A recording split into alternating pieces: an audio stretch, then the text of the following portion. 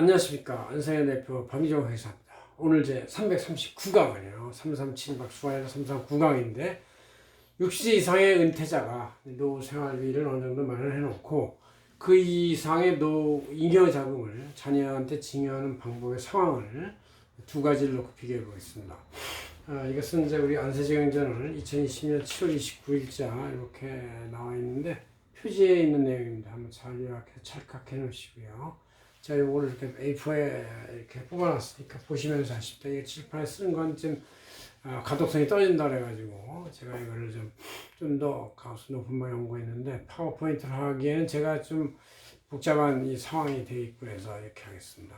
자, 이 노년은퇴자가 갖고 있는 재산이 보통 우리나라 사람들이 재산의 60, 70% 이상은 이제 부동산이라고 그러고 나머지가 이제 금융예금인데 금융예금은 자기가 쓰는 것이고 부동산을 이제 증여하는 경우가 많이 있습니다.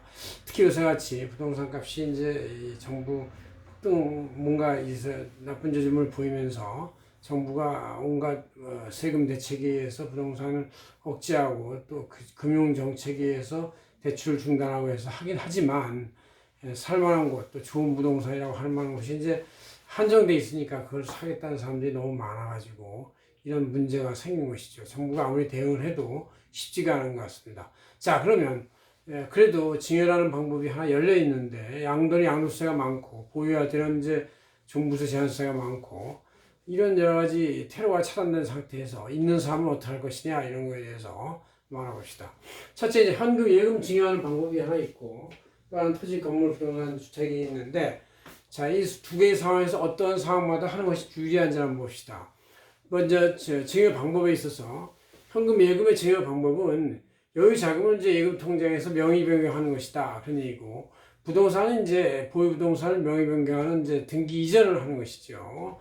과세의 노출 정도를 볼 때는 이제 예금 현금 같은 것은 그냥 액면 그대로 전액 100%가 과세가 되지만 부동산 같은 경우는 아직 시가보다는 공시지가나 기준시가가 낮기 때문에 80% 정도 내외가 되겠다 그런 얘기죠. 그래서 이제 유리한 경우는 이 소액인 경우는 현금 예금의 증여가 좋습니다. 금액이 소액이고 별로 등기 비용도 안 생기고 게다가 조세특례 제한법에 보면 32조에 창업자금 증여서 특례가 35억 원까지는 10%의 과세로 아예 제한돼 있으니까 자녀한테 창업자금으로 현금 예금을 증여를 하도록 하면 된다. 야, 이렇게 많은 증여하는데 10%밖에 안 되냐? 이거는 이제 이 자녀가 창업을 해야 된다 이런 얘기가 되어 있죠. 대부분 이제 부동산의 경우는 증여 금액이 큽니다. 그래서 수정자가 나쁜 경우를 보유해야 되고 또 기준시가가 워낙에 낮아가지고 시세보다 이럴 경우는 이제 부동산이 유리할 수가 있죠. 자, 불리한 경우를 볼 때는 예금이나 현금 같은 것은 거액이면서 이자율이 낮은 예금 등은 줘봤자 별 소득도 안 생기고 또 거액이기 때문에 증여세 부담이 못 없습니다.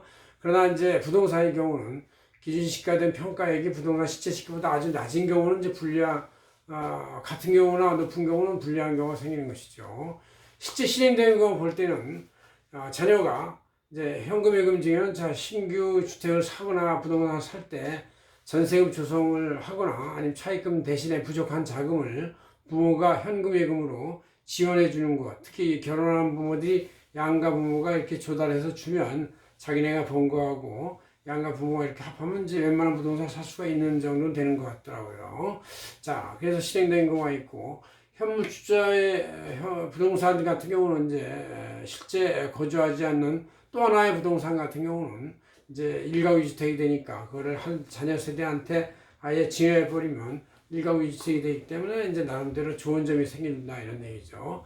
그 다음에 이제 부담부 증여 문제에 있어서는 현금 예금은 해당이 안 되지만 이제 부동산의 경우는 부담부 증여 금액을 끄면은 그 부담부 증여 금액 중에서 부담부 만큼 전세금이 끼어 있다면 전세금에 대해서는 이제 양도소득으로 과세가 되고 이건 이제 증여세로 과세가 되는데 지금 부담부 증여 이제 이게 하나 부담부 증여 전체를 증여를 봤을 때는 증여세율이 이렇게 해서 높은 세율을 기어 올라가지만 두 개를 잘라놓으면 다시 이렇게 양도 따로 증여 따로니까 낮은 세율이 적용될 수가 있다.